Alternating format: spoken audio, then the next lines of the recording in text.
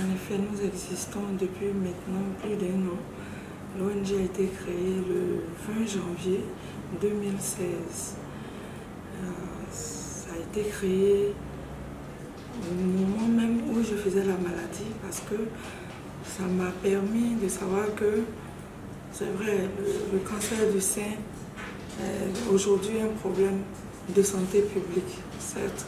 Et aussi, ça m'a permis de voir que les femmes étaient abandonnées à leur sort.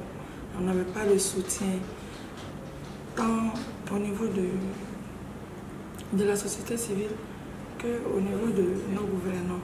Et c'est suite à ça, suite aux nombreux décès dont nous faisions face, parce qu'après chaque chimio, à ta prochaine chimio, tu n'es pas sûr de revoir les dames avec lesquelles tu as fait l'ancienne chimio.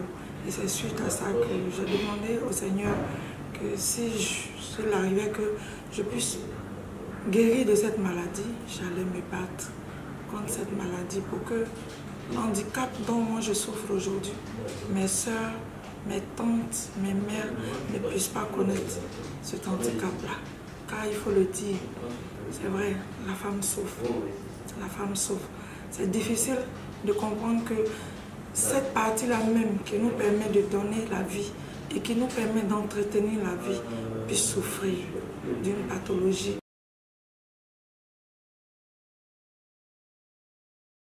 Notre organisation s'est donnée pour objectif d'accentuer plus sur la sensibilisation et le dépistage. Car je crois que c'est par ces deux volets que nous pouvons non seulement faire connaître la maladie à la population, surtout la population féminine, mais aussi par la même occasion baisser le taux de mortalité face à cette maladie. Et ensuite, notre organisation aide les femmes à la prise en charge de leur traitement financièrement et nous les aidons aussi de manière psychologique parce que vous le savez très bien, quand on annonce du jour au lendemain qu'on a un cancer, tout s'écroule autour de nous. Tout de suite, la première idée qui nous vient en tête, c'est la mort. Parce que le cancer, c'est la plus pire des maladies que nous pouvons avoir sur cette terre-là. Et aujourd'hui, Dieu merci, le plateau technique existe en Côte d'Ivoire. Nous avons tout pour pouvoir nous en sortir. Sauf que le coût reste encore très élevé pour le simple citoyen que nous sommes. Voilà. Sinon, on est jeune, l'organisation est certes jeune, mais je pense que on peut dire que on a commencé à faire une tâche d'huile dans cette prise en charge-là, qui reste encore élevée, puisqu'on les accompagne dans la chimio, on les accompagne dans la chirurgie, c'est-à-dire la mastectomie, comme l'ablation des kystes, des nodules dans le sein. Mais nous n'avons pas encore pu les accompagner dans la radiothérapie parce qu'elle reste encore très chère. Une séance de radiothérapie en Côte d'Ivoire fait 50 000. Et quand la dame se retrouve avec 25 séances à faire, elle doit débourser au total 1 500 000 qui n'est pas encore à notre portée. Car l'ONG est encore très jeune et nous fonctionnons à fonds propres. On n'a pas de subvention.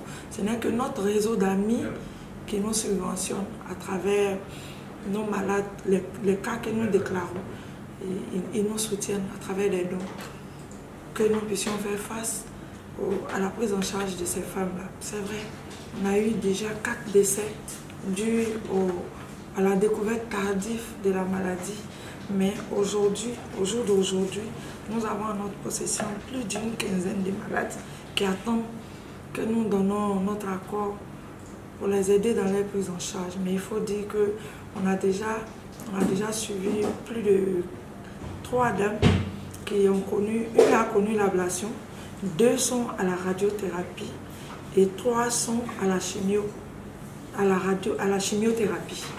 Voilà. Mais il faut dire que chaque jour qui passe, nous recevons des appels de femmes malades qui veulent que nous les soutenons. Mais vu que nous n'avons pas nous ne sommes pas encore financièrement assis pour pouvoir répondre à toute cette demande-là. D'où l'apport de... C'est pourquoi nous avons sauté sur l'occasion que M. Mombo Stéphane nous a offert pour pouvoir aider ces malades-là. Parce que pendant plus de 3 mois, il était avec nous. Il a vu ces femmes malades-là. Il a eu le temps de les côtoyer, de toucher de près leur souffrance, de voir la douleur que la femme a physiquement et moralement. Parce que comment comprendre qu'une femme puisse faire une chimio, malgré la douleur qu'elle vit chaque jour, qui l'empêche même de dormir, elle doit encore cogiter, savoir comment réunir tout cet argent pour sa prochaine chimio qui aura lieu dans 21 jours. Donc vraiment, nous tenons à le remercier. C'est vrai, cette 3e édition, ce n'était pas pour de l'argent, mais c'était pour dire à l'opinion publique que nous existons, notre ONG existe et que nous nous battons aux côtés de ces femmes-là, tout comme moi-même qui en a souffert, et pour montrer à la population que chacun d'entre nous doit penser à ces femmes malades-là, car nous seuls nous ne pouvons pas. Aidez-nous à les aider à guérir.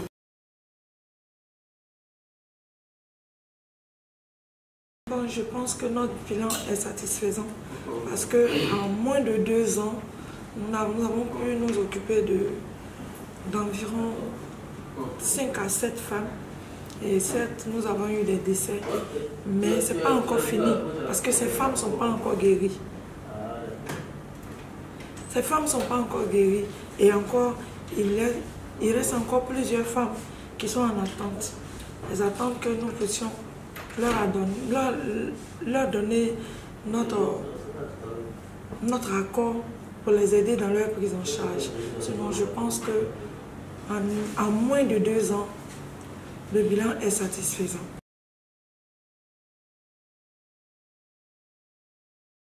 Âgé à Trècheville, à la rue 12, avenue 14, le 79 29 04 04 ou le 66 28 83 38.